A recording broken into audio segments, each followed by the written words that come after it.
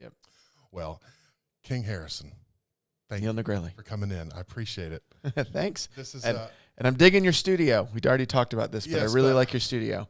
I have enjoyed it, and it has been fun, and it was a little bit of work, and this was my quarantine project. And what am I going to do stuck here at home? And I bought a dog. I saw that. And a golf cart. You bought a golf cart too? I bought a golf cart. I've considered considered wanting one of those, though I have an e-bike and other things that take up for that. But I call it a poor man's boat. So what we do is we throw everybody on the golf cart. We go around the neighborhood, and then when we can, we stop by the pool and go in. That's does it have a back seat? It does have a back seat. Yeah. So it's been fun. I mean, like that, since we aren't going anywhere this summer, that's literally what we've done. Right. Then I had the dog. I know I saw it, and this is like, what episode am I going to be in? This is going to be my 8th episode, and this will be the 8th episode that Robin G has been. She has one too. Okay. They have a golf cart with a back seat. Okay. And this, I'm just saying, she gets mentioned in every podcast. Is that your Easter egg? I think. It's better than the kid in the wheelchair from Mac and Me. I don't know if you know about that one. No, I don't. Who's the guy who does Ant-Man? Paul Rudd. Every time he goes on Conan, he plays this terrible movie, Mac and Me. He gets them to play this clip from Mac and Me with the kid in the wheelchair going off the cliff. It sounds way worse than it really is. Look it up, YouTube. I will. So, King, I've known you since before I moved to California, and that was when we just met right then when you had gotten to the gym and Katie had gotten to the gym, and you were cheering at Tech at that point, right? No, you want to go through the story? Yeah, I want to know how you got into that. That is the premise of this podcast is cheer people that have another story, and you definitely do. And one day I will have people that are straight up in the mix cheerleading all from the time. Beginning. And or cheerlebrity, I don't mind, whatever. But it's about what cheer brought you into this world, but what have you done with it since then, and how have you used it, or parlayed it into other things? I've definitely done a couple of those. Okay, and that's what I have done, and so my interest is talking to people like that. Okay, and so I want to know what you did to get into cheerleading. I mean, I'm going to ask you a ton of questions right this second, and you can go from there. Sure. How did you get into it? What did you do once you got into it? And yeah. Okay. Let's go from there. Well, the start is I was a junior in high school, and I played a lot of tennis. Okay. And I was 145 pounds. I mean, about my same height. So I was a little stick. That's a stick. Yeah. It is a stick, and I don't know why, but one day I walk in to my English class, Mrs. Sanders, and she said, "You've got broad shoulders. You should be a cheerleader." Was she the coach? No. Oh, then it doesn't even make sense. I don't know. It's random. One day I'd like to ask her why. Yeah. She said that, but I said no. I was trying out for the tennis team because I was pretty decent. And she said, "No, I really want you to try out." I have no idea why. So finally I said, "Listen, if I don't make the tennis team, sure, I'll do it." So I don't know if you know much about tennis. I mean, I can play tennis. Okay. I can swing a racket and I got a backhand. All right, there you go. So we had first rounds and we played a round robin, and a round robin is 4 people together and you play mixed partners and everything. And then I had like one of the highest scores going into the second round. The second round, I played a guy who was a lefty, and I was not feeling well that day, and he basically skunked me, and it was in front of the coach, and the coach cut me right there. So it was just a bad day. I wasn't expecting it. I walk in the next day, and the teacher's like, "Hey, heard you didn't make tennis." I heard you got cut. So I lived up to my word. I promised I'd do it, and then I went to tryouts, and it was extremely like, this isn't my thing. However, I like the ratio. So right. that's as in everybody's story, correct. Yeah. That happens. So I did it, and my parents didn't quite know what to think about it. So anyways, my dad showed up for the first meeting, and he also goes, I don't really know much about this, but I mean, I can see why you're here. I see why you're here. Yeah. So that kind of started it. That was at Walton High School. The year before me, they had like 11 or 12 males. David Dieterle was one of them for me. I didn't even know you went to Walton. Yeah, well, now you know. See, that's okay. There you go. I'm learning new things. We've known each other forever, but there's little things that I don't know. Yeah. So from there, I think my year they had one male, me, who had no idea what he was doing. I did go. I remember my first practice was at United or Unit D back in the day, the one next to the. This is literally the only things I remember was it was that had the Long John Silver's Taco Bell that was right next to each other. That was the Roger owned one. Right. The one up off of Chastain. I don't remember where. I know when I would go to the United here in Atlanta, it was up off of Chastain. That must have been two locations right there, right near Kennesaw State. But I don't know if there was something before that, and that may be what you. This is the summer of '97. Okay. Yeah. And then literally, it's my first day in, like outside of just the tryouts, and I made it because I'm male, and yay. So, anyways, they had me in there in my first practice, and there Roger starts putting me in a routine, and I don't know what I'm doing, and he starts chewing my butt because I'm not doing what he wants me to do. And I remember he told me, he said, I don't understand why a male can't hold this in the air. And I said, I don't understand why you're not teaching me what to do. And I was no longer on competition. I didn't know I was on the competition point at that point, but I got moved to basketball. Yeah, it was a very interesting. I had no idea who this guy was who was yelling at me. I only figured out it was Roger about 2006, actually. Oh, you didn't even know that's who it was all those years. Great. That's great. And so, anyways, I went to camp that year. I saw this large man doing holding up this girl in one hand doing pizza mans, and I said, okay, this may not be that bad. Yeah. This might be pretty cool. I was terrible, though. So I was stick. Bad. And bad. And so I stuck with it to a point. I got asked to go do pro cheer with Tommy and Bobby Diaz. Yeah. I was on their competition team. I was a side spot. I think I won the first cheer sport ever. It was held at Centennial High School. Yes, well, there was yes, you're right. Go ahead. Okay, I may have first or second. It was somewhere. Just say there was an actual Kevin had a competition before. Okay. It wasn't called cheer sport yet, but it was. I think it was USASF something and another letter in there somewhere. Okay. I can't remember. And it was over in somewhere in Gwinnett at a high school as well. Okay. And then you're right. When cheer sport was cheer sport, it was at Centennial, and I was there too. Yeah. Okay, you were there. So you were on the large co-ed. So were you on the team that got spit on by another team from above you? Is that a yes? I will just leave it there. Yeah. I was there, and we almost got in a fight in the hallway. Oh yeah, no, I know. I know other people on that team, and we still talk about that to this day. Let's put it this way: I wasn't hurting anybody, so don't. I was not very large, right? So yeah, that was a little bit of my journey. I actually quit Walton cheerleading about halfway through because I was just done. I didn't really enjoy sideline.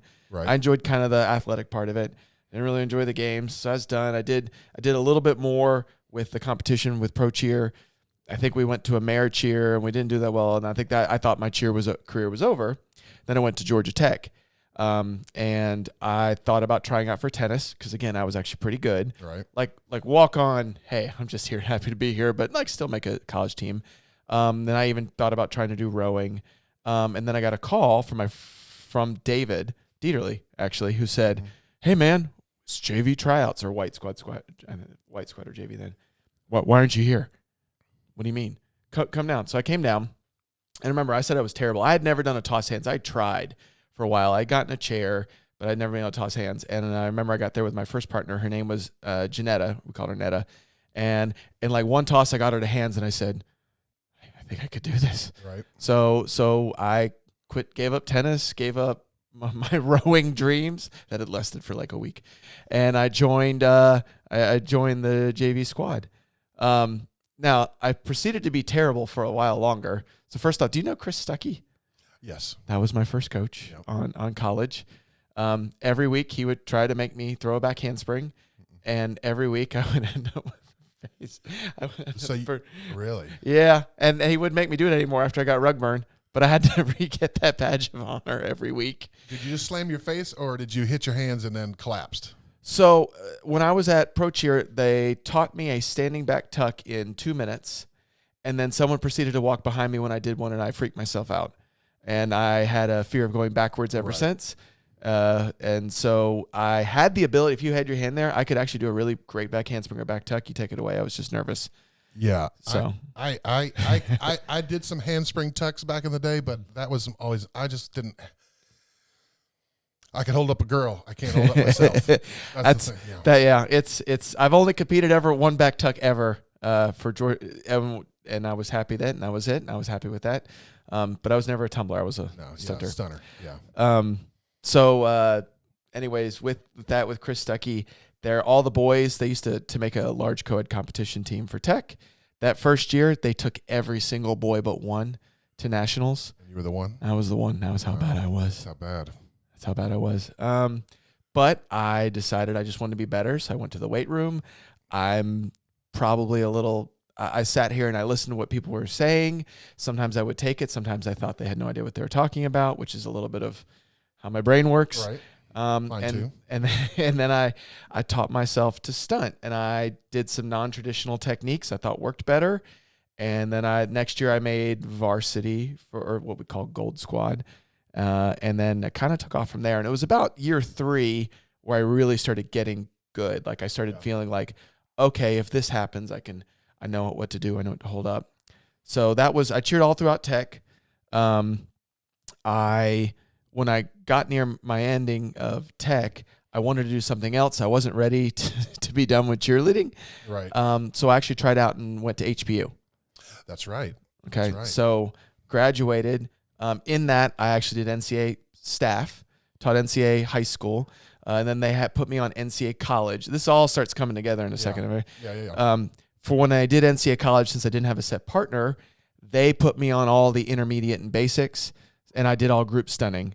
It's not that I couldn't do it. It was just I had to kind of, earn my way. So it was, my whole summer of teaching halves and whatever to colleges is fine. But I did my job well. Everybody liked how I did. So when I went to HPU, because I wanted to get a ring. I was a ring chaser, I guess you say. I wanted to prove if I could do it. I enjoyed Hawaii. I got a little bored, though, because Hawaii is just a small town with beaches. There's not necessarily a lot to do outside the beaches. The beaches are great. Right. But I mean, like, to where you go out to eat on a Friday night is actually like Chuck E. Cheese's. Like, wow. Milk is $10 a gallon. Movie is like $20 a ticket. And, you're this poor college student out in the middle of Hawaii. Everything's expensive. You did stuff cheap. Right. I did all the touristy things in like 2 months by myself because nobody else wanted to do it. And this is, like I said, it's all come together. So I'm there. I got recognized from NCA. That's who I taught for. Right. That I did a really great job. So they offered to send me to Japan to teach a college in Japan to the military kids. Okay. All the military kids. So all the bases. So the bases in Japan, Guam, all those other places. They have I don't want to say American style. They're basically American high schools. They're just in other countries on bases. Right. So they send us in. They send some staff there, and we teach. Well, since I did such a great job, and I think also because I was in Hawaii and it was a little bit cheaper to send me. It's a little combo of skills and cost-effective maneuvers. Right. They sent me. When I landed there, since everybody else was from mainland, they flew in. When I landed there, it was like 1 a.m. Japan time, and that's where I met my wife. She was on that trip too. She was on that trip, so that was 1 a.m. in the morning. That's how I met her. I know this keeps rambling on. Sorry. This is what I want. I want to know all this. Please continue. So we did that camp, and then I got to talk to her and meet her. She really didn't think all that much of me. Still doesn't. No, of course. But when we left, there's about a 12-hour difference. Okay. Right. And she went home, and she had a hard time adjusting back to the time thing. She was also struggling a little bit with her career choice because my wife's insanely smart, and we're both smart people, but she's smart in all the ways that I'm not. She's liberal arts. She's the social fight, all that kind of stuff. She was valedictorian of her high school. I was not valedictorian of my high school. Like, she did all her homework and turned it in on time. I asked for extensions after the fact. That's just two different sides of a coin. So anyways, she wasn't really digging the idea of teaching the woman that she was being a student teacher for. Just made her not like it. She was in her last year of being a teacher. So she was student teacher, and she could just tell she had lost her love for it, if you will. So it kind of just made my wife like, this is what I want to do. And so when she went back, she was having insomnia. She couldn't sleep. Well, if it's 2 a.m. in Chicago, that's where she's from, who's up to talk to? The guy in Hawaii that's like 5 hours ahead where it's only 10 o'clock. Yeah. So literally the first night we just started talking. And so then she actually got to know me and it's like, okay, I kind of like this guy. So then I invited her down for the, do you remember that parade we used to do for Peach Bowl? Did you ever do it? No. Okay. No. They used to do a parade with the Peach Bowl and invite cheerleaders, and they would invite some college people who could stunt to kind of sit at front because they would have all the high schoolers and they would kind of put us up and we would just make TV, yay. And then we'd do the halftime show. Well, I was like, hey, you want to come down and do this with me? Cool. So she did. So our first date was January 1st, 2005. So that's when I met her. Very cool. It kind of reminds me of how I got, a lot of similarities there. I didn't start till college. Mm-hmm. I was the only guy on my first year. Mm-hmm. So I had, 12 girls, I don't know, something like that, maybe 10, and then me. Mm-hmm. I couldn't do anything that first year. I had nobody to teach me anything. I had a chair sit and a toss to hands by the end of the year. Mm-hmm. And that was what I had all year. I had nothing, maybe an extension. That was probably at the end of the year was a toss extension. And I didn't learn Liberty until camp that summer. Mm. And that summer was the summer that Top Gun got named when I was at the same camp with Victor and Kristen, and they did the Top Gun stunt competition, Top Gun tumble competition, and they won. He won both, and I think she just won the stunt with him. That was NCAA camp at University of Tennessee in 1990, summer of 92. Okay. Yeah. So, we didn't know each other then. We obviously know each other now, but we like to talk about that story about that day. Not a lot of us are still around that were there that day that saw that happen. But yeah, I was horrible. And I didn't get good until my third or fourth year. It's usually about, for guys, third or fourth year. Yeah. If you had, I assume I would have been better if I had had somebody to teach me something. Well, we were inventing it. There wasn't anything to teach. We were just making it up as we were going. That's true. Well, I mean, you're in I still consider you're old like me now, but you're definitely in a different era. Am I V2? You're V1, I'm V2? Well, I think I'm V2 and you're probably V3. I mean, there's the 80s guys. Oh, they were crazy too. That's a whole different, those pyramids that used to fall and roll. No fear. Yeah. Absolutely no fear. I can't even I don't even know how you would teach somebody that the first time you have to fall from a 3 high tension drop. And double backs on a hard floor. I remember seeing that. That was crazy. I was never a tumbler, so I can only appreciate it from afar. I watched it. I didn't do, but yeah, I mean those. I remember somebody from I think Ohio State that used to go and do this round of handspring double back, and I was like, man. Ooh. And then they outlawed that after that, But now they have a standing double back. Did you see that? I saw a video of some kid doing a standing double back, and in the last few days, and I was like, wow. That is physically one of the most impressive things I've ever seen. I could barely land. I mean, let's say the last time I did it. I mean, that was, I made, all right, good. I could imagine trying to do that twice. No. That kid has sacrificed his ankles quite a many times. I mean, it was pretty cool. And his face, I would assume, too. At some point. Yeah. Oh, standing double backs. Jeez. Nuts. Oh. I don't know if I could. I mean, I had round off handspring tucks with a spot if somebody spotted my handspring. That's where I needed that bump, But no, definitely the stunner, not the tumbler. There was a guy who I cheered with. So the one year I was on White Squad at Tech, he was on gold, and he was a larger fella. He was maybe like 6'2" and like 265, 270, built like a barrel, but like strong. And he actually had a full.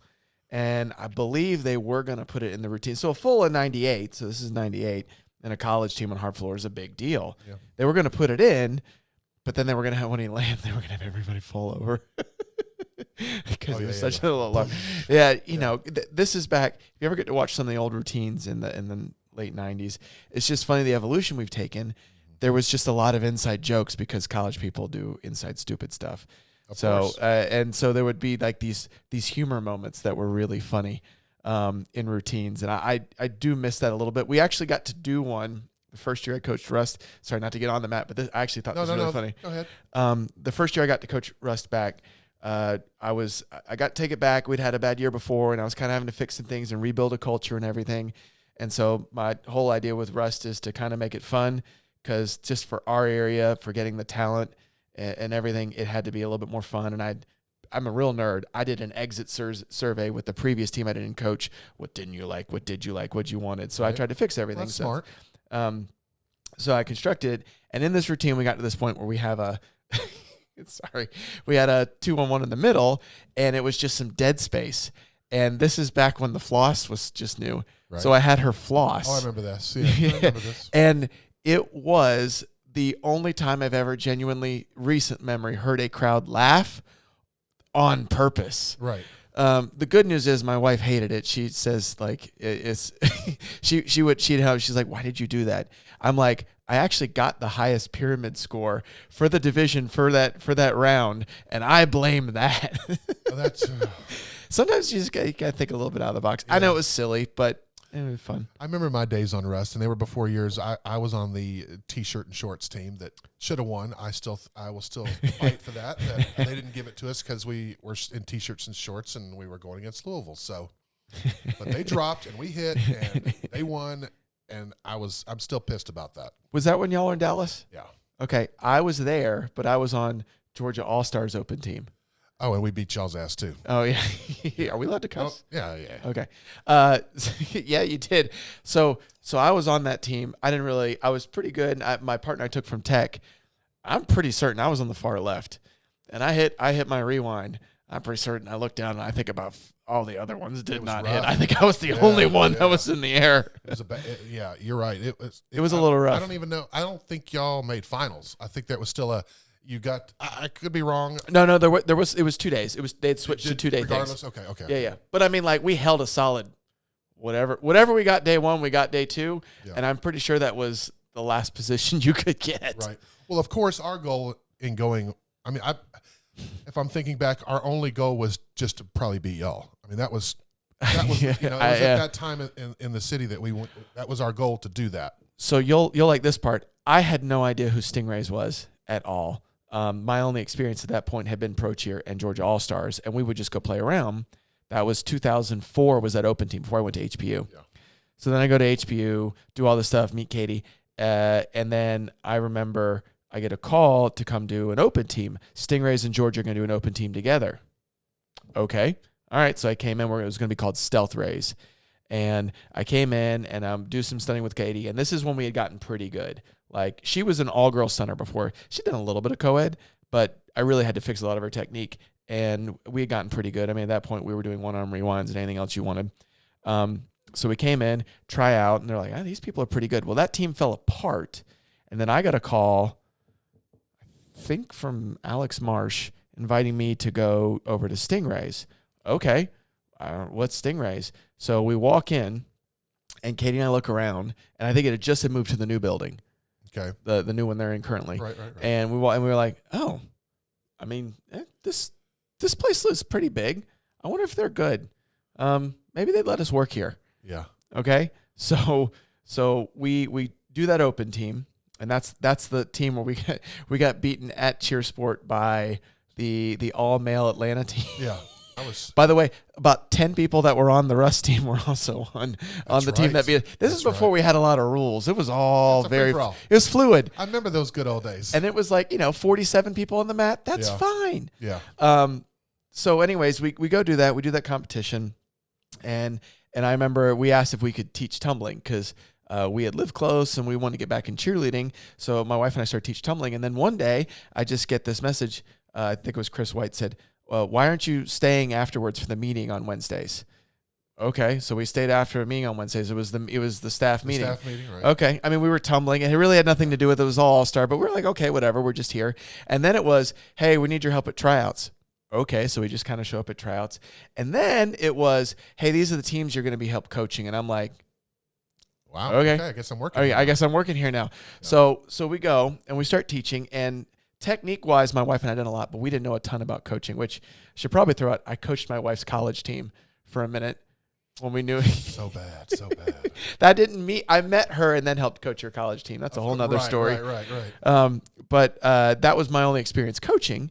And I had an eye for cleaning things up, not overly creative, but I'm more, mechanical stuff, everything else. So anyways, we get in there and really start learning about coaching and just how to address everyone. I know how to talk to kids. I enjoy talking to kids and everything else, but how to improve them, how to get them to get goals.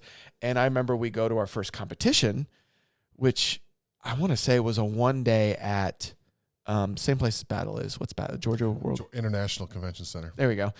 And I remember we're going and we're winning everything. And I remember asking Casey, I go, does this happen a lot? And he goes, yeah. It does. Yeah.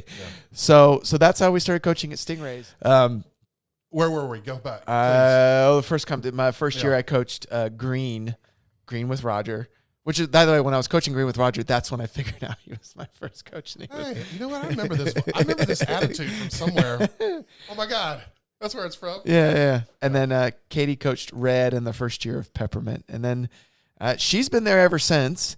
Mm-hmm. I took a hiatus about 2012. I went to help coach my alma mater, Georgia Tech. Right. So 3 years to help rebuild them back up. And then I helped come back when my nieces were really young.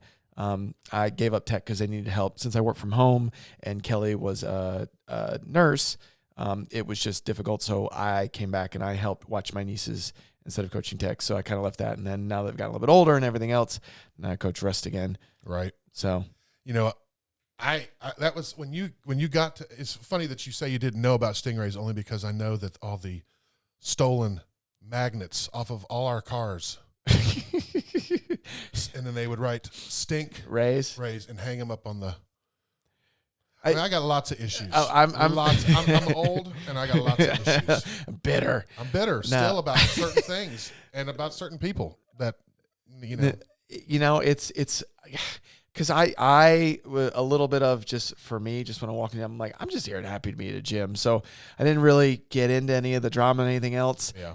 I'm just happy to cheer. Probably, I don't know. I was like, I think when you got to the gym was in my time where I thought I was going to be a real estate agent, and I wasn't at the gym. I was maybe still doing some classes. This would have been 2004. Wait, weren't you the ring designer? I did do it. I designed. You were the ring designer? I guess you could say that. I just want to point out, because the year I got there, I think you had moved on to doing something else. And then when we won all this stuff, nobody made a design. So I've never gotten a Stingray ring. Oh, yeah. I got one right there. That's that's your whole little collection. Okay. Yeah. Minus one that I lost along the way. But yeah, I did design some rings, some championship rings that, the ones nowadays are so much more big, so much bigger, more bigger. And I tried to get a design a huge one, and it just didn't fly, and no one wanted to spend the money. I mean, it would have cost a lot. No, I get you. I did get one. I finally got one. I got and my wife makes fun of me for it, but with getting back to Rust, we got to compete last year, and we competed directly against the University of Kentucky, the white squad. Right. But for what Rust is, and just so like Rust is a little bit different than it even used to be. We are probably more what it used to be. So you remember that team that you used to assemble in like a month and go together and everything? Yeah. We're still that because of the talent in Atlanta. So for anyone who's curious about how open teams work in areas, it's really based on the talent you have in the area. So if the gym time gets to pull from the University of Louisville and all the alum, that's fine. Cheer athletics gets to pull from a lot of the colleges around there, or there's just so much cheer concentrated talent that can pull from even just the local gyms. Atlanta is very odd. There's talent, it's just scattered. So we have things like the University of West Georgia, but they can't help us out until their season's done. Right. We have coaches, but Stingrays doesn't have like a ton of coaches. We have some that we can use, but they can't come till after 9. They can't come till after 9. Until 10. And then we have people who are professionals. Like I have a guy that I've coached the past couple of years who works for Cox Consulting, and he, we could practice on Monday, Tuesday, Wednesday after 9, but he has to wake up at 6 a.m. to go to work. So we have this very interesting thing where we have to find the right configuration of people in a very short amount of time. Yeah. It's very quick. So usually we get our routine about mid-January, and then we compete at mid-February. It's quick, and I call it a sprint. And basically, I just tell everybody, we are going to live at the gym when we can live at the gym, and this is going to be some sleepless nights, and here's what we're going to do. Well, the last year, I guess 2 years ago, we went against Kentucky, and we actually outscored them. Now, that was the white squad, but we legit outscored them. They dropped day 2, but we still would have outscored them if they had hit. So that was a big thing for me. That was a fun routine. And then this year we won again. And so I don't know why on a whim I went over and I bought a Cheersport ring, and I enjoyed it. Nice. Because nice. I wasn't there to get the Neil Negrelli one. Oh, well, I appreciate that love there. That's awesome. I still wish I could do that. I wish they would come. I mean, I think I did that because I had a connection with the lady that was making them. Okay. Yeah. Performance Designs, Carla. And I don't even know what's going on with that, but I know that these companies don't use them anymore to do those rings. No, this They've was gone to these bigger names and Harif Jones and that kind of stuff, sponsors and that kind of thing. Mm-hmm. So, but and then I know there's this. I've seen these. I don't know, Santuan. I don't even know who that is, but he's the ring designer. He's the ring designer now. I have lost that title. But I know what you're talking about. You're the only one that gave me that title, so I appreciate that. There you go. It's been whatever it was. Reunited. I've been knighted. There you go. You've been knighted. So I'll never wear them. They sit next to my I used to wear it. I probably would still wear it if my dang finger wasn't so fat. I was skinnier. Skinnier then? I'm too fat for all those rings. That's the sucks. I got to lose some weight and I can start wearing some rings again. There you go. You go. Yeah, we when I came back is when I met you, and or at least when we. I don't know if that was when I met you, but when I came back and we went to Helen for that camp. Oh yeah, that was a great time. That was a great time. You were brand new at that point. That was, or maybe that was the start of your second year, second or third year. Yeah. I think you came back in 08 or 09. No, well, let's see. I was away. I left at the beginning. Ish. The dates are fuzzy around the right time. Yeah. Okay. And we went to Helen, and that was such a good time. And when I came back from California, and I was coaching with Katie and Wendy and Heather. Was that Black? Yes. Yep. And I realized, I said, I came back to a bunch of new people that I didn't know, and then a few people that I still knew, and I realized then that I was like, and I told Katie this. I said, the only people I could ever coach with here are people that were in Helen that weekend. Oh, really? It just is because it was the bonding of it. I don't know what it was, but it was just like brainwaves, thinking on the same. It lines. was Hogzilla. I don't know if you remember this part, but we were all watching the documentary Hogzilla. I don't remember that, but it was a random weekend because for all great time. For all those who don't know what Helen, Georgia is. Helen, Georgia is this little town that in the 70s was dying out. And the two, I don't know, the owners, city councilmen visited Germany and saw Oktoberfest. Yeah. And said, we need to bring this to Georgia. Yes. And so the Disney World, it's more like Six Flags of Oktoberfest in Helen. It's awesome. Yeah. But it's only 1 month of year that's that way. And we went in the summer, and it was... I mean, like the McDonald's is supposed to look like Old Town Germany. The McDonald's house. The McDonald's house. Yeah. Now, I grew up I lived in a town, New Braunfels in Texas, that had the same thing. Oh, did it? Okay. And they had this October thing called Wurst Fest. Oh. And it was all, everybody wore the lederhosen and the everything and the hats and the feathers and the. Oh, that's awesome. Going in and having turkey legs, and I loved it. Such a great time. You see the videos in Germany where there's this big giant all hanger the steins and everything. Yeah, exactly like that. Okay. It was just like that, and on a much grander scale than Helen. But so I lived in a bigger Helen. In suburban San Antonio, New Braunfels, Texas. Okay. And so you were at home that whole time. I was like, this is great. I feel like I'm back in New Braunfels. It was fun. Yeah. It was a lot of fun. I definitely enjoyed that trip.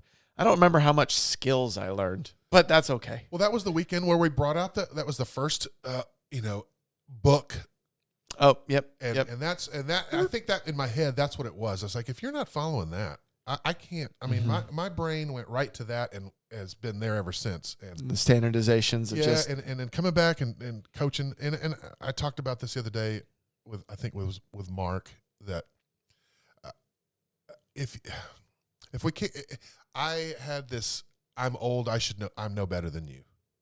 You know, I'm an old person. I've been around a long time, and I realized that was another reason why I got out of coaching, is that the youngsters just had I don't know if they had more knowledge, but they just were better at being good active coaches than I was. I was already past the tense of past the time of learning new things, I guess. I had a closed off mind, I guess, and this is how it was going to be. And I wasn't ready to grow more as a coach. And that was when I knew it was time. Actually, that's a very mature way of approaching it. Yeah. If you know you're done doing that, I remember that actually stunting. So I'm 40 now. It was about 32 or 33. I remember I was just tired of doing new things. Yeah. I didn't mind coaching. I didn't mind talking to people, but I was like, I'm kind of bored with this. So I decided, like, wife and I just don't stunt much anymore ever since about that time. And then if I ever get to that point where I'm just like, I really don't want to learn anymore, get better, let me find something else. Right. Podcasting, I guess, or something else. Yeah, I grew. I realized then that I love this place, but the kids deserve better than what I don't know if say willing to give them, but that I was able to give them. Or a combination of both. Sometimes you just naturally move on. Yeah, and that's fine. I was ready. I mean, I was ready. Look, I was ready to probably be out of coaching several times along the way. I always wanted more for myself than an hourly job for the most part. And it was a time where I needed to. Like I said when we first met, I was trying to be a real estate agent. I was always trying to better myself. I owned a gym at one point. I sold the gym and started working at Stingrays, which is what I wanted to do because I knew that this place was going to be the successful place, and it was my friends, and I wanted to go be with them.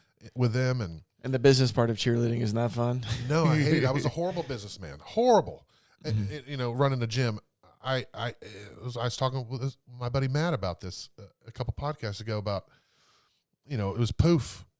I own a gym now, and that was and how the Atlanta Wildcats started. I have shout out. Yeah, I have it. It's on the wall. You have to pan still later. Yeah. Can you insert a picture? I will insert a picture. Yes, yes. And that's how I knew. When I first started working, Georgia Tech connection. I used to be great friends, and I guess we still are in the sense, but we never talk. Me and Matt Kremers, Eric Stark or Sark. I'm sorry, Sharky. I love those guys. It just, time passes and, you lose touch like that. We see each other and it's always happy to see each other. But in this world, nowadays, if it isn't on the social media, you probably don't see, They're still 6 feet. I mean, there's still, this interview's at 6 feet. So it is. That's why it was set up like that on purpose. As you see, I made the table. I made it big. I thought one time, I was like, I want to do it like this, but nah. Did you make this table? I did. Okay. I did. So you're now into woodworking. Well, I got into woodworking when I built the van. Oh, that's right. That's right. I mean, I've always enjoyed messing with stuff, whatever. But have you told everyone about your van? I think the van. Oh, yeah. Okay. People know. I mean, I don't know. It's not a secret or anything. No. It's not a van of death. No, it's. No. I've built. I mean, I don't know if I've really totally talked about it. Yeah, I built that cargo van into a camper van. Travel in. At one point, I thought I was going to move back to California. A few years when I in the planning stages, I thought I was going to move back, or not move back permanently, but be bi-coastal basically, because this is where I work. I want to be there for a certain someone, and I can't be in both at the same time. But how am I going to do this? I can't keep my house here and move there completely too. So that was the only way I was willing to do it, was to do it like that. That relationship didn't work out, but the van did. The van did, and I I'm so grateful for it because it has saved me a ton of money over the last couple of years on hotels and all that kind of stuff. And when I have to travel for competition and photograph, I'm never at the hotel, so I don't stress about it. Anything like that. And I have my house out in the parking lot, my tiny house out in the parking lot. I feel like you should take the camera later and just do like a little bit of sweep inside. It's funny because it's not clean. It's a mess. No. It's fine.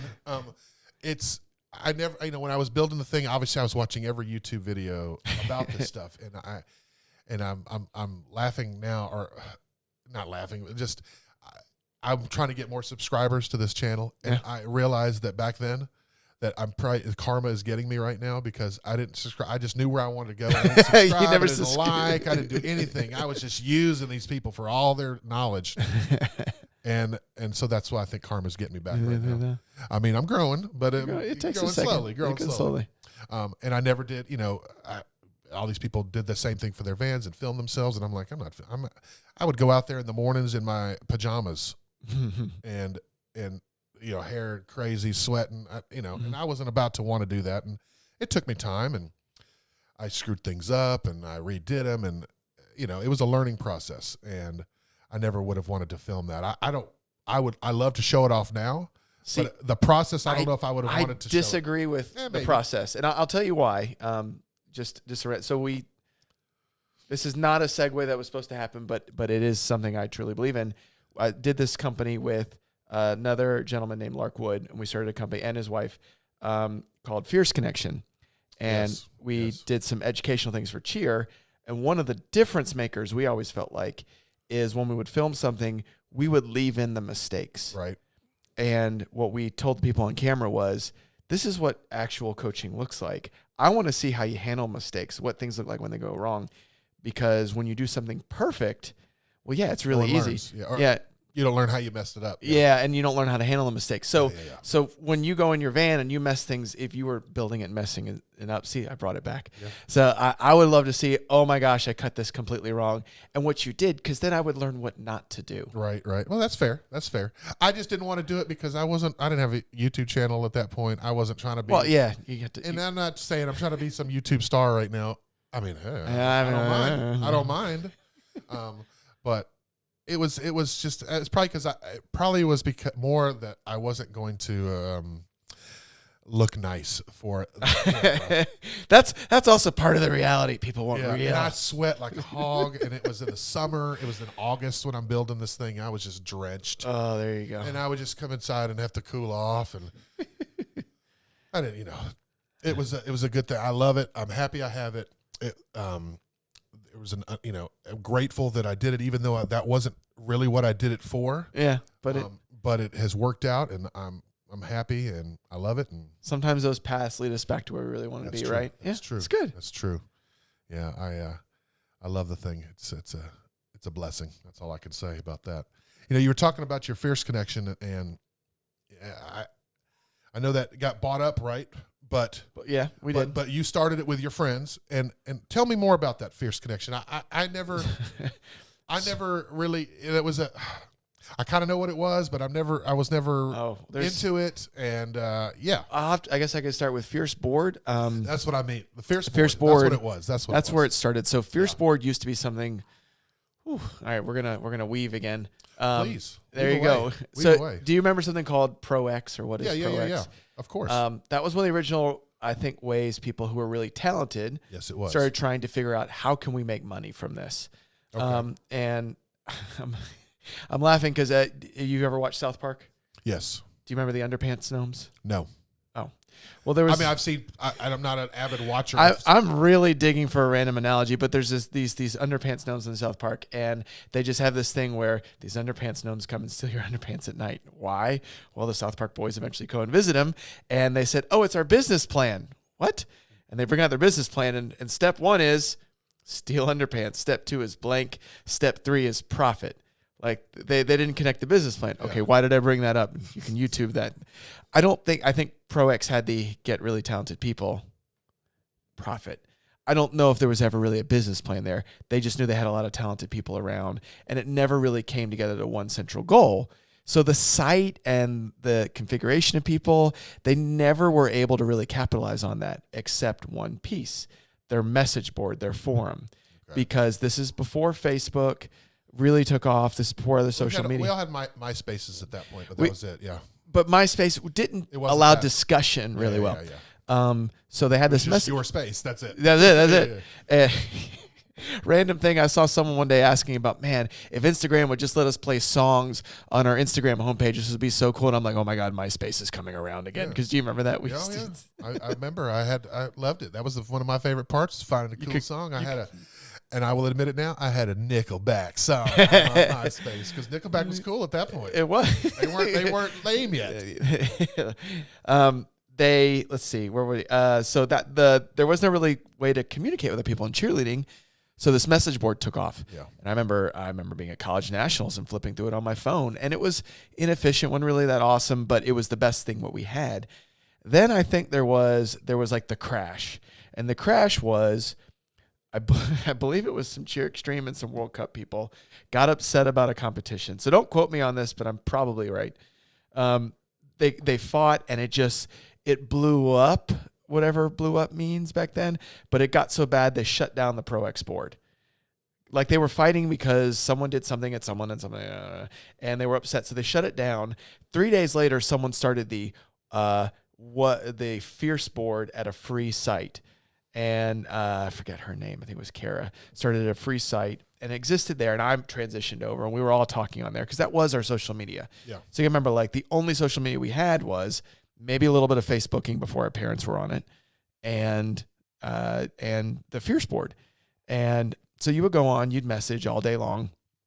And at one point I was like, this is great that it's free, but I'm a nerd. And I'm like, I can help this be a lot more. So then I'm like, listen, I will help set this up so we can do it on an app. So it'll be mobile responsive, so it just fits on your phone, because I think people want to do it from their phone. Yeah. So I set it up. I transitioned. I got all of the data over, started over, and that was like 2006, 2007. And then I've kind of hosted it ever since. And I think our biggest year ever was like 2012, where I think at one point we had 10,000 people on at one time. And so 10,000 people for a one site is a really big deal. Twitter, not so much. I know like certain people have like 100,000 followers. Of course. But different time. And it's trickled down ever since then. But that's because we have Twitter and we have Instagram and all that stuff. Other places for it. So you had it set up for a phone in 2007. We didn't even have smartphones. I mean, I had an iPhone before. I got my iPhone in California in 2008. Yeah. Or I guess maybe it could have been 7, 8. So maybe it is right then. It was just a phone app. Oh, sorry, it was not a phone app then. It was just that it would fit correctly on your phone, and then eventually we got an app. Yeah.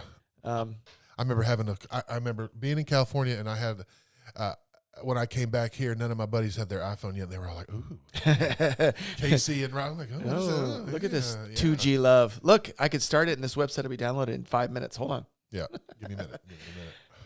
So yeah, that's kind of what I did, and I did a lot of that. And then an individual by the name of Lark Wood reached out to me about combining. He saw some opportunity in cheer with education and live streaming and web streaming. And we kind of combined together, and we created Fierce Connection, because he had something called My Cheer Connection, and I had Fierce Board. That's a Fierce Connection right there, I'd say. Yeah, and to be honest, I've never really liked the name Fierce Board, but fair enough. I could agree with that. But it has. I've never been fierce, so I was like fierce. I would be more nerdy engineering board of cheerleading would be more my style, but it's too drawn out. Yeah. But everybody knew what it was, and everybody knew what it kind of stood for, so we kept it. Yeah. So then we started that company, and then we just did education. It was fun. We were flying around the country, filming people, making education, and then eventually we sold out. And we still do the same thing, but we did sell it to Varsity. But we still do the same thing. It's at a more corporate level. Right. So we have more resources to do things, but hey, now you have to meet a budget. Now you have to do certain things. So it's like everything else. There's trade-offs, but it's still been cool to offer things to people. That's the education of cheer. The education of cheer digitally. Everything. I mean, we've actually done sorry, I'm not trying to plug it, but right now Please we've actually plug. That's what this show's it's about. Well, I got my nothing. guest plugging whatever they want to plug. Well, this one we've done a lot of since coronavirus hit. We've helped people do a lot of online webinars and stuff because there's a lot of just conferences that could not have happened in person because they canceled or whatnot. And hey, knock on wood, hopefully we're all going to get back to where we need. So this kind of pause has meant, hey, what digital space do we fill it with? Right. Everyone's mom has started some type of Zoom business where they are now teaching on Zoom. We just had the ability to pivot and do something with 10,000 people online for conferences that nobody was like, whoa, you can do this? Yeah. This is kind of what we do. Very cool. So yeah, it's fun. Very cool. And you mentioned about your radio show in college. And I had one too, but I want to know about mine. Yes. Yours lasted longer than mine did. Mine lasted 1 quarter, bro. That's it. Mine lasted less than that, and I'll tell you why. Well, then I did. So when I was going, I'm just like I'm an experienced person, meaning I want to try stuff, I want to do stuff. Me so too. when I was about to go to tech, I was like, I want to be on the radio. I just enjoy being on here and talking and whatnot. So I found out about Rec, and I went and I was there for about 5 or 6 shows, and I helped DJ. And the first one I was just quiet, did what they want, and played. And then I just started talking more and more and more. And I would have people listen and call in and interact with me. But then I got told that you're not supposed to talk. You're just supposed to play music. And then I stopped. But I mean, I would sit there. We had like a WWE competition where we had people call in, talk about their favorite wrestlers. Like I turned it into a talk show, which it would be like random. It wouldn't even, it would be like a Thursday night at like 8 p.m. And I don't know if anybody listened to Rec back then. WREK, Rec Radio. Sorry. I had that assumption, but not 91.1. And then, I learned about how you have to say the call sign at a certain hour. And I mean, I would just emulate the people. 91.1, here talking with King Harrison. And then we would just do stuff. Yeah. And then I just enjoyed it. I before memes, you made your own memes and you quoted the same Anchorman movie over and over and over. That's what I did for an hour. And I had fun with it. Yeah. We'd play this song I had no idea about. And I would say, you have no idea, but I'm going to play this right now. It was a blast. So this type of thing, I can go forever. Love it. But I don't know how entertaining it is for anyone. I was the rock dog coming at you live, GC Radio. And I had like 3 listeners. It was only my roommates. They were the only ones calling me in to tell me. See, you got a voice though. You could do it. Well, I had fun. I did several majors. That's why it took me so long. I was a criminal justice, and then I was I thought that's what I was going to do, and then I was broadcast journalism. That was when I was doing the radio, and then I was going to be I was going in education, and I wanted to be a teacher, and that's kind of what led me into at that point. Then is when I found American Cheerleading here in town with the original owner Kirk McElreath. Oh, I didn't know it was owned by. Okay, oh, yeah, no, I've been around a long time. Yeah. You've been around a long time. I'm old. Were you at the '96 Olympics? No, that was another story we talked about the other day. That I was at Georgia Southern at that point, and I had to go to summer school. I was on the United team, but I had to leave it because of me having to go to summer school. And only way I look back, and I should have not cheered my last year. Just I wanted to cheer at the University of Florida game. Okay. Over wanting to cheer in the opening ceremonies at the Olympics. And I look back, and that was definitely the wrong. I should have. Yeah, you made the best decision. You knew that. I at that point that was the right decision. But hey, you weren't that couple that dropped on TV. That's all you have to remember. I remember that. But I have my roommates were in it, and some of my teammates were on it. And they have their yellow banana yellow uniform. I wish that's one of those uniforms I want to hang in this office, but I don't have one. Makes me sad. I wish I had that. I wish I had it. That Florida game was we got beat. But if that game had been a little bit better, maybe it would have evened out a little bit. I mean, we did have more. Georgia Southern did have more rushing yards on them than any. SEC Wait, was that Paul Johnson? No. CPJ? Maybe. Okay. He was. I think he came right after I was done at Georgia Southern. Okay. But I could be wrong. But it was Danny Werfel at Florida, and he won the Heisman that year. We were up 14-0 in the first quarter because we were running that good Georgia Tech Paul Johnson option offense. Yeah. And those fans, they put us right in front of their student section. Why? Why don't they put their cheerleaders in front of their student section? They put the visitors in front of their student section. And we got, I mean, it was a hell of a day. We were up 14-0, so that didn't make it any better. No. And yeah, you learned to take some verbal abuse at those games. Yeah, it never was that bad in any Southern Conference games and going to maybe App State or the Citadel, but going to Florida, I wanted before I went to you wanted a big game. Yeah, you wanted before I left Georgia College, I went to. This is a whole other story where we won't. We're gonna be here. We're gonna. What else am I going to talk about? Right? It's your show. I went to Georgia. I did go to Georgia College, and I spent my 3 years there and loved it. And I wanted to go. I wanted something more than cheering basketball games at the Centennial Center in Milledgeville. I didn't know you went to Georgia College. Yep. I didn't know you went there. Yep. Okay. Wait, was Fly? Yeah, Dr. Fly. Was he there? Oh yeah, he was my advisor. Yep. He's there forever. He's been there. Yeah. Well, he's not there now, but okay. There's somebody else that's taken it over. But yeah, I was. Dr. Fly was my advisor, and I wanted to cheer football games, and I was a Georgia fan, so I wanted to go to Georgia. I went and tried out at Georgia, and I left Georgia. I left Georgia College and went and back home and started working for American for Kirk, and I wanted to and Eddie Z. I've heard that name. I've never met him. Yeah. Okay. Great old UCA head instructor. Okay. And University of Georgia coach before that. He was before Mary Lou. Mary Lou. Okay. Yes. So when I came back, I was working for Kirk, working with Eddie, and my knowledge was just skyrocketing at that point in the sport, and with being around great people. The more great people I was around, the better I got at this, or at that. And I went to try out at Georgia for Mary Lou. I had, we went 7-7. That's what it was. 7 guys, 7 girls made the team, and 5 of the 7 girls did their tryout with me. They all made it. Neil didn't make it. Yeah. Is it because of that back handspring? I may have been. I had a standing tuck. That's all that was required. and again, did 5 of the 7 Did you fail girls, the interview?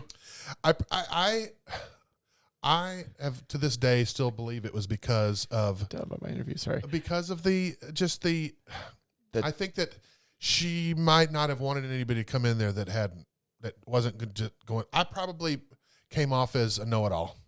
Not maybe not, but just because I was the guy that was. All these girls were coming to do their tryouts with me. Okay, yeah. So I was definitely the best. I would have been the best stunner on that team that year. And now they didn't compete, so it wasn't. They weren't competing. I didn't care. I just wanted. I wanted to cheer in front of 85,000 people instead of 50 at Centennial Center. And so I think that was a lot of what the wanting to go to that Florida game came back to. Gotcha. Well, that makes sense. But who knows? I definitely my senior year at Tech, we had an interview question. It was the first year. I think the question was it was silly to see what type of, what is it? What type of fruit would you call yourself? Was it mine? Did I answer this? Someone else? Maybe someone else did. I remember one of us, I think I had a funny answer, but someone answered, I'd be a brown watermelon. That was their, what is a brown watermelon? What is a brown watermelon? That's a rotten one, it sounds like. No, that wasn't me. What was mine? I think I said it'd be a pickle because I knew a cucumber is a fruit. Most people don't know that, and it's pickled. I didn't know that either.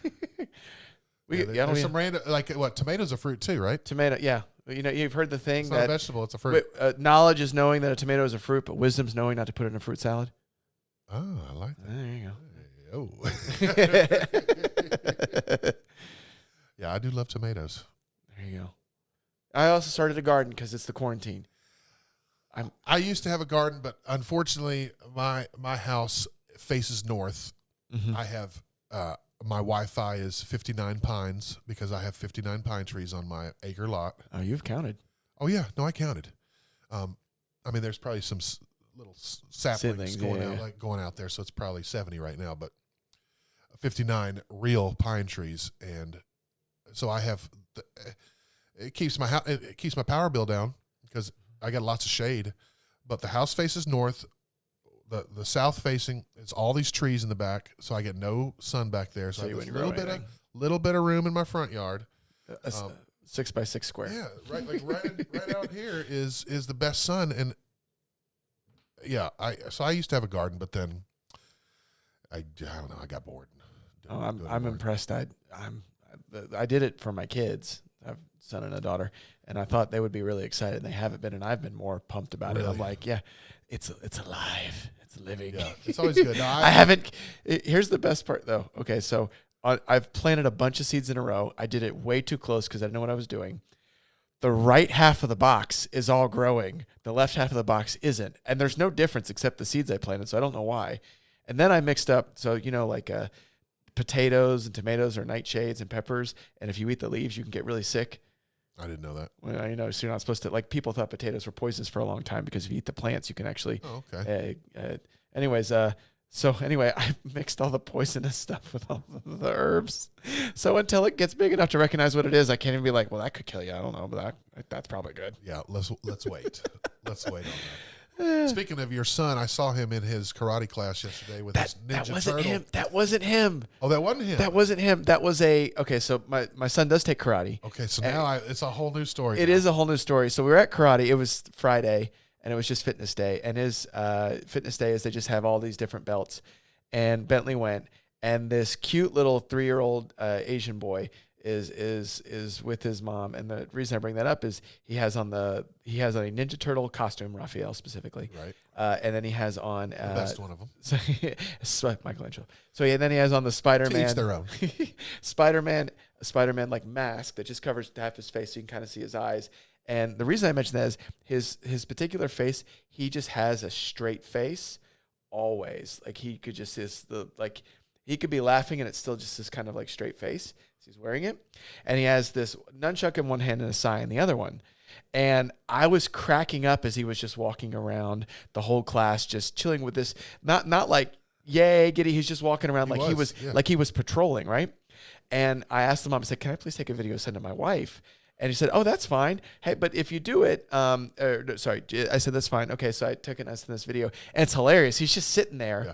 And then just this one point, this girl runs by him and he just whacks her with the nunchuck, right? Did he whack that girl with it? Yeah. I didn't see that. I just saw him just twirling it. So I'm going to put this video. Okay, I'll send it to you so you can attach it. Yeah. And he just, the whole time he has this straight face. I don't know if you can hear me laughing on the video.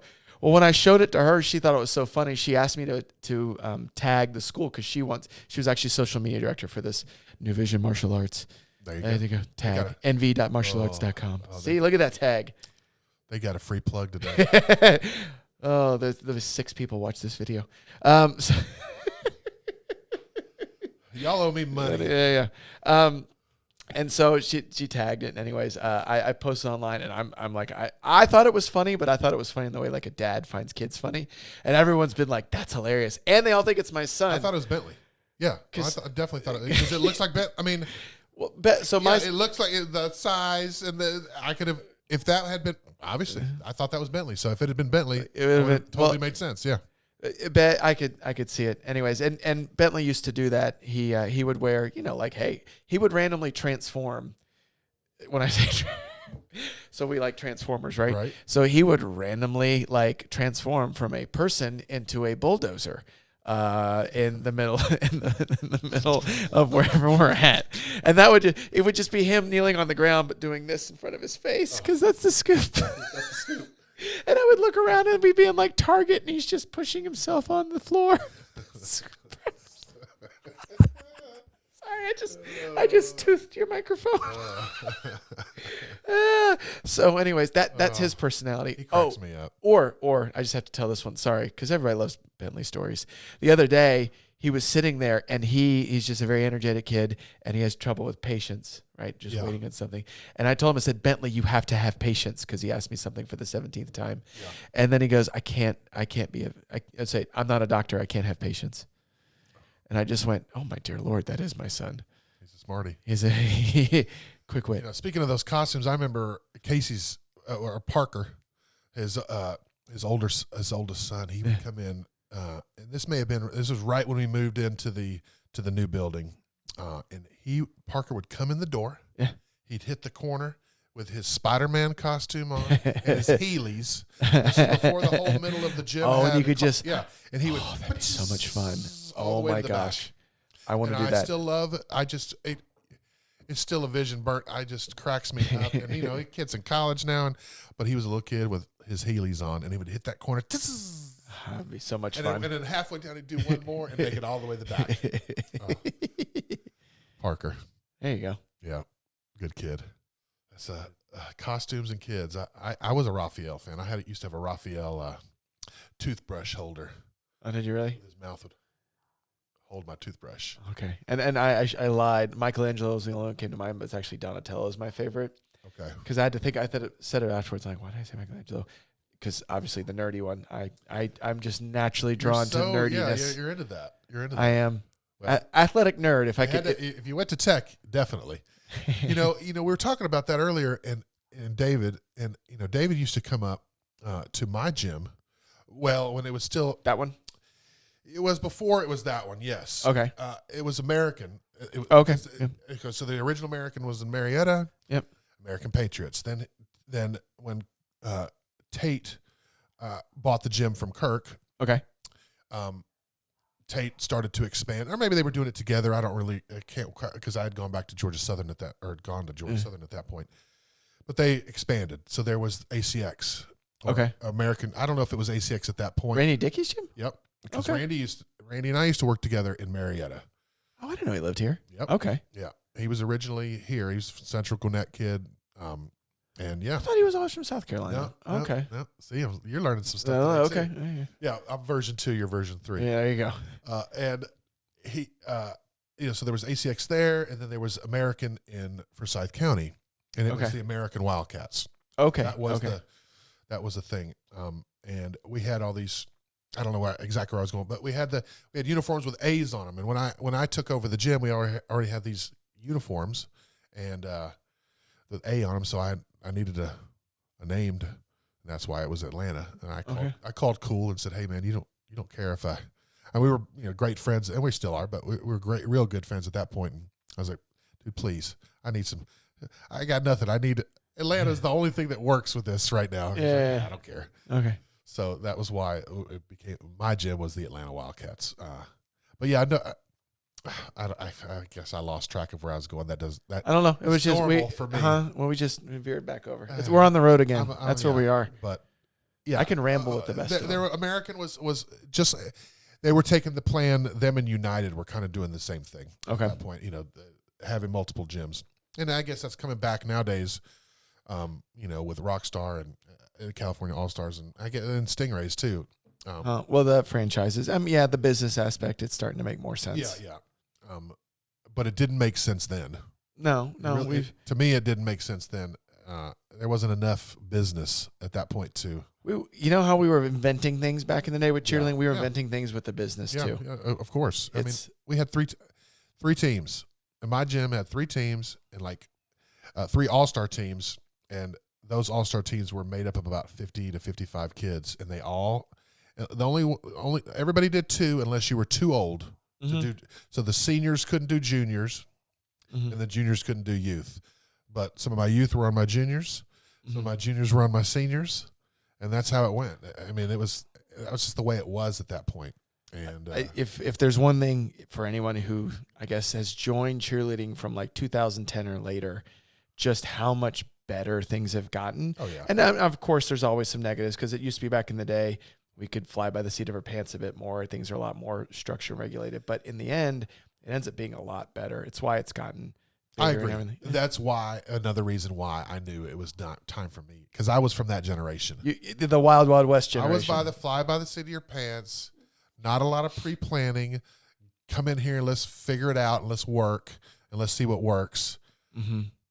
And then I can't, and that worked for me all the way up until I went to California, had success out there. Was doing the same kind of thing there, and I came back, and I was doing the same thing at Icon. And then when I got back to Stingrays, it wasn't like that anymore.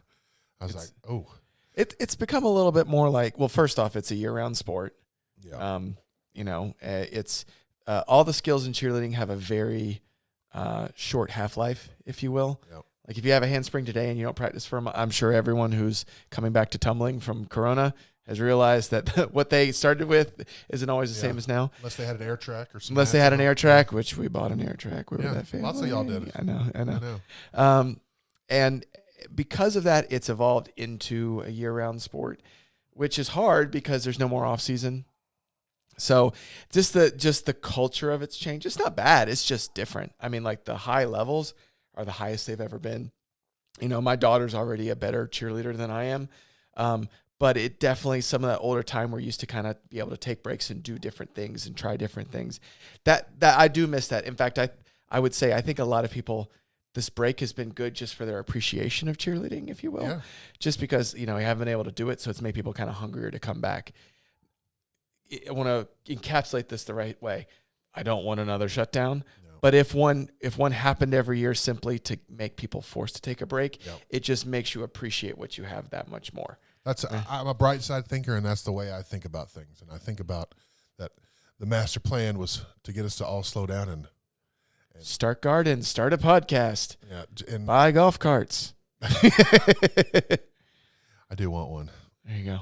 But I would have to tow it behind the van, and my bike fits underneath the bed, so it works out. There you go. I don't. That's my transportation when I'm on the road like that. I love that dang thing. I take it on the Silver Comet Trail. I can't take a golf cart on the Silver Comet Trail. No, can't do that. But boy, I just down that thing, and people are like, "What is this?" And I've seen there a couple people with some e-bikes too. But mine is just a different looking one, and people look at me like it's some. You need to get one of those. You know those wheelies? Have you seen those wheelies? Those one wheel things? Yes, I saw one of those on there too. Someone was riding one of those. So my open team, one of the guys had one and brought it in, and I got to ride around it. I mean, it took a minute, but once you figure it out, that's fun. Yeah, it's a big enough tire so you can kind of go over little things. This is the one wheel in the middle with it, and then you stand like a skateboard, but then the one wheel. Yeah, I know. It was fun. And it goes fast too, man. Yeah, I think it went like 15. I would love to have a boosted board at a competition at Cheersport. That's where I don't know what that boosted board is. A skateboard with the same kind of deal with a, you know, and you can control it right there. And see, I would love that. I think they've kind of outruled some skateboards at Cheersport. Probably. But you know, when I see all the staff on their Segways, I'm like, you know what? The only legitimate use for Segways in this world is Cheersport. Is it Cheersport? Well, a couple years ago when I had the gout attack, I don't know if you remember, I was riding around on that rented 3-wheel scooter. Oh, you remember that? I do. Oh man, that was. I'm not laughing at your pain. I'm just laughing It was horrible, dude. It was so bad that weekend. That's the last major attack I've ever had. I've really changed the diet. And that'll help. Like I needed to, and less sugary drinks, but. That was a hell of a weekend riding around on that little scooter, and I'm just laughing because every time I see someone of those, I'm like Scooty McGee. Yeah. That's my nickname for people on scooters. Well, I thought that I figured the next year I was like, this has been great. I mean, I was making it everywhere. It was quicker to get everywhere. I was like, I'm just gonna rent one every year. Forget it. And it would go so fast. Back, you know, I always wear short sleeves at competition, and I wore that first day. And on Sunday, I wore a long sleeve shirt because that thing went so fast that I was getting cold. Never do I get cold at a competition. I'm usually rushing, and I got sweat, and that's just who I am. But not that. No. I'm sitting and I'm moving, and I was cold. I had to wear a long sleeve shirt the next day. That's awesome. But I do want to rent one of those again. There you go. Investment. Write that off. Yeah. And you know, and this year they changed the warm-up room to go around that side. Yeah, thing. yeah. You know, we used to have to go up and over, and so I'd have to hit the elevator right there, go up, go across, hit the elevator, go down, and go out. So there was a little pause there, but it was a fun time. It was. I would. Scooters, e-bikes. How did we end up there? We did. Who knows? It's where it is at this point. There's no rails. And I got my dog barking outside, and she won't shut up. I wish she would, but that's okay. She's out there just yapping. She can't see anything. She's just yapping at something Whatever. she heard. Who knows? See, there she goes again. Okay. Let's hope it's not too much in the recording. I don't think it will be. No, maybe a little bit. I'm pretty sure I'm hearing it outside this. So. Yeah, I think so too. and I got to keep the pug on the back porch because he'll do the same thing. I should have put her back there. I don't know why I didn't, because back there I wouldn't hear it as much. But whatever. Good times. Well, King, I appreciate you coming in today, man. Sure, it was fun. I think we had a good conversation, and I know that you like to talk, so I'm going to bring you back again, sir. Okay. Because that's what I want to, we don't want to get into all the stories right now. I want to have enough for our next episode. Sure. And I need, you're welcome back anytime you want. Okay. And we'll figure out some more good stories to talk about our next episode. And yeah, man, thank you. No problem. It's good. Yeah, it was fun. Yeah, definitely. Good times, buddy. All right, man. I'll talk to you. Y'all have a good one. Appreciate it. See ya.